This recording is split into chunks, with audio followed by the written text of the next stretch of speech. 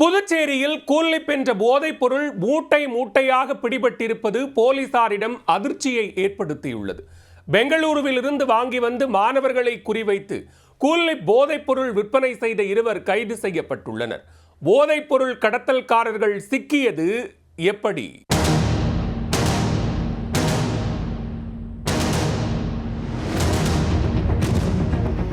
பாண்டிச்சேரியில் போதைப் பொருட்கள் மற்றும் கஞ்சா ஒழிப்பு நடவடிக்கையில் போலீசார் தீவிர கண்காணிப்பு பணியில் ஈடுபட்டு வருகிறார்கள்.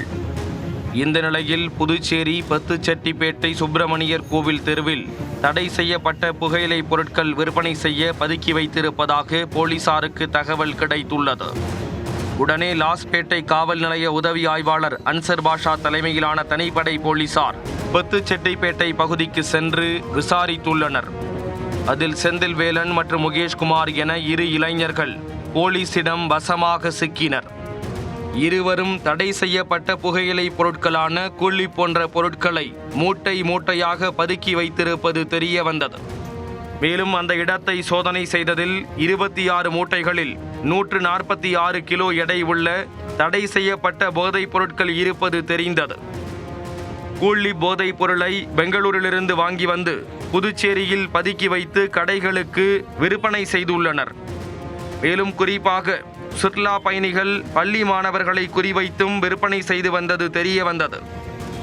தொடர்ந்து செந்தில்வேலன் மற்றும் முகேஷ்குமாரை கைது செய்து 146 கிலோ எடை உள்ள புகையிலை பொருட்களை போலீசார் பறிமுதல் செய்தனர். இருவர் மீதும் வழக்கு பதிவு செய்து நீதிமன்றத்தில் ஆஜர்படுத்தி சிறையில் அடைத்தனர். கைது செய்யப்பட்ட முகேஷ்குமார் மீது கோரிமேடு காவல் நிலையத்தில் வேறு சில வழக்குகள் இருப்பதும் தெரிய வந்தது. மேலும் விற்பனை செய்யப்படும் கூல்லிப் போன்ற போதைப் பொருட்களில் கலப்படம் செய்தும் இவர்கள் விற்றிருக்கிறார்கள். கடந்த ஆண்டு புதுச்சேரியில் 250க்கும் மேற்பட்ட போதைப் பொருள் வழக்குகள் பதிவு செய்யப்பட்டு இருப்பதாக காவல் கண்காணிப்பாளர் வீரவல்லவன் தெரிவித்துள்ளார். 26 பேக்ல 146 கிலோ தடை செய்யப்பட்ட புகையிலை ஐட்டம் நாங்கள் கைப்பற்றினோம். அது குறிப்பாக பார்த்தீங்கன்னா அதில் இந்த ஐட்டம் மாணவர்களை கேடு விளைவிக்கக்கூடிய அந்த கூல்லிப் மற்றும் விமல் போன்ற இந்த ப்ராடக்ட் நிறைய விற்கிறது அவங்க பொசிஷனில் இருந்தது. அதை கைப்பற்றி உடனே நிலையம் கைது செய்து அவங்க நிலையம் கொண்டு மேல் நடவடிக்கை விசாரிச்சுருக்கிறோம். சென்ற வருடம் கிட்டத்தட்ட ஒரு 250 கேஸுக்கு மேலே ரெஜிஸ்டர் பண்ணியிருக்காங்கன்றது வெகுவாக பாராட்டியிருக்காங்க. இந்த வருஷமா இது வரைக்கும் கிட்டத்தட்ட 146 கேஸுக்கு மேலே ரெஜிஸ்டர் பண்ணியிருக்கிறோம். இது மேலும் தொடரும். Seized about 146 kgs of banned tobacco products, which includes Vimal Pan Masala and Cool-Lips. On the face of it, it appears to be contraband, and the sale is intended at young adults and also students. So we have been cracking down on this tobacco menace in Pondicherry extensively.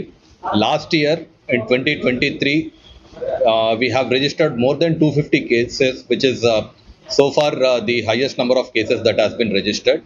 In the year 2024 till date, we have registered more than 130 cases. The ground situation has quite improved. The availability of banned tobacco products, smuggled tobacco products has substantially come down in the Puducherry UT. சுற்றுலா நகரமான புதுச்சேரியில் நாளுக்கு நாள் போதைப் பொருட்களின் பயன்பாடு அதிகரித்து வருவது கவலையளிப்பதாக சமூக ஆர்வலர்கள் தெரிவித்துள்ளனர்.